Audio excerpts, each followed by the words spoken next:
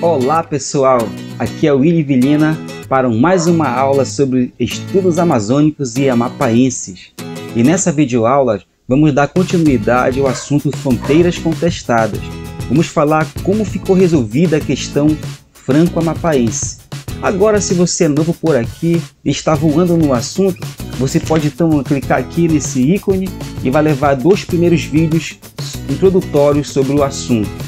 E aproveita, se inscreva no canal e dê o seu like. Mas se você já tem me acompanhado nas duas últimas videoaulas e ainda não é inscrito, mas se inscreva logo no canal aí e ative o sininho. Agora vamos para o vídeo.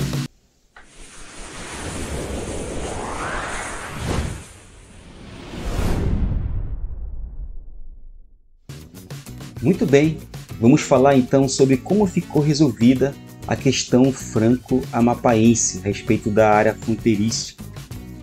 Mas antes, com a extinção da República do Cunani pelas tropas, pela própria França, houve uma tentativa de fazer um outro sistema de governo na República, agora não por franceses, mas por próprios brasileiros. Então esse sistema de governo ficou conhecido como o Triunvirato, composto por brasileiros e supostamente eleito pelos habitantes da Vila do Espírito Santo. Então, essa junta governativa, chamada de Triunvirato, formado por 3 pessoas, Desidério Antônio Coelho, Francisco Xavier de Veiga Cabral e Cônego Domingo Maltês. Então essas 3 pessoas formaram essa junta governativa e começaram a tomar medidas. Algumas dessas medidas não foram bem aceitas pelo lado francês. Por exemplo, não era permitido a retirada de ouro pelos franceses. E também eram taxados em 10% os produtos vindos de Cayena. Principalmente, essas 2 medidas não agradou muito os franceses. E, consequentemente, aumentou ainda mais o conflito existente entre brasileiros e franceses. Na verdade, essas medidas tomadas por essa junta governativa levou a um conflito armado que aconteceu na Vila do Espírito Santo, né, que ficou chamado de conflito sangrento, né? Na verdade, essas medidas tomadas pelo Triunvirato, além de acirrar o conflito entre brasileiros e franceses, ela levou a um conflito sangrento, o que aconteceu em 1895, né? Uma batalha sangrenta na Vila do Espírito Santo. O que aconteceu? O estopim para esse conflito foi com a prisão de um ex-escravo aliado aos franceses chamado de Trajano. Com a prisão desse ex-escravo, as tropas francesas invadiram a cidade de Espírito Santo, no Amapá. E Cabralzinho, ele resistiu então à prisão. E um dos soldados aliado a Cabralzinho acabou ferindo um comandante francês.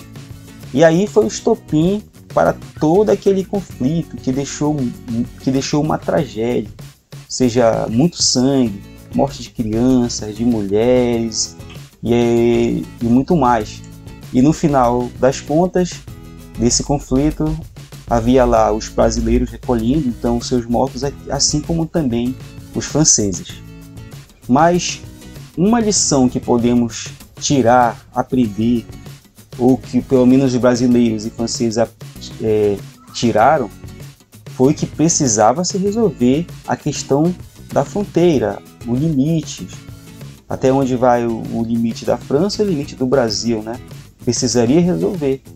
E além do mais, essa tragédia também fomentou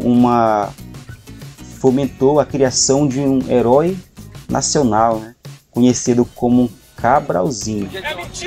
Muitos historiadores aí e relatos também questionam então sobre esse fato de ser um herói nacional, né, por ter lutado contra os franceses, né, nessa guerra lá no Espírito Santo. Mas o fato é que até hoje então é lembrado então um ato heróico, né, pelos cidadãos amapaenses. E tem até mesmo um ditado popular, né, que é ouvido aqui na região, né, como por exemplo quando Cabralzinho foi enfrentar as tropas francesas, né, aí tem o famoso ditado: ou mato ou morro, ou corro pro mato ou corro pro morro. Então essa aí é só brincadeiras à parte, né? Agora, como ficou resolvido a questão franco-amapaense? Não sei. Então, diante o episódio que aconteceu, os dois países então resolveram formar então uma comissão e decidiram escolher a Suíça para julgar o caso, tá? Para julgar onde ficaria a fronteira, né, os limites entre os dois países. O que aconteceu? Em 1º de dezembro de 1900, então, o juiz suíço ele deu laudo favorável ao Barão do Rio Branco, que era então o diplomata que estava representando o Brasil, e definindo que o Tratado de Utrecht, que marcava o limite entre o Brasil e a Guiana Francesa, sendo o rio Oiapoque o marco divisório entre os dois países.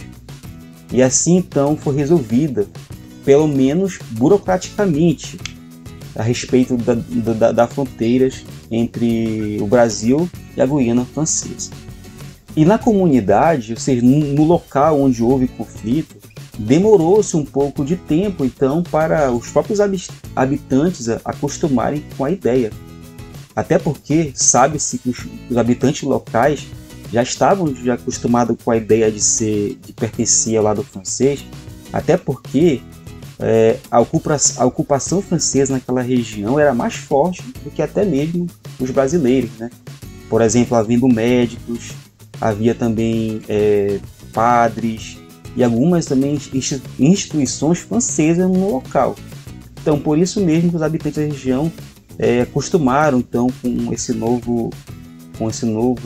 essa nova situação, né, de que realmente as terras de Oiapoque, né, para cá realmente pertencem ao Brasil. Então, pessoal, esse foi o assunto acerca das fronteiras contestadas. E fique ligado aí para o próximo assunto.